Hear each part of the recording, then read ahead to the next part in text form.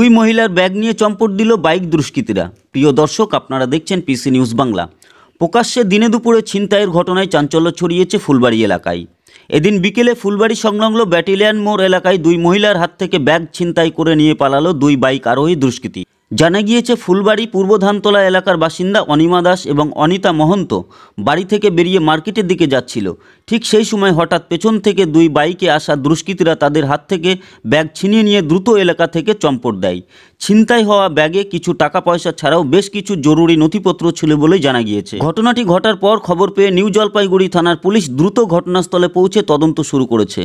দুষ্কৃতীদের খোঁজে ইতিমধ্যেই সিসিটিভি ফুটেজ খতিয়ে দেখা হচ্ছে। Bureau report, PC news Bangla. কম খরচে ডিজিটাল মাধ্যমে বিজ্ঞাপন দিয়ে নিজের ব্যবসাকে বাড়িয়ে তোলো।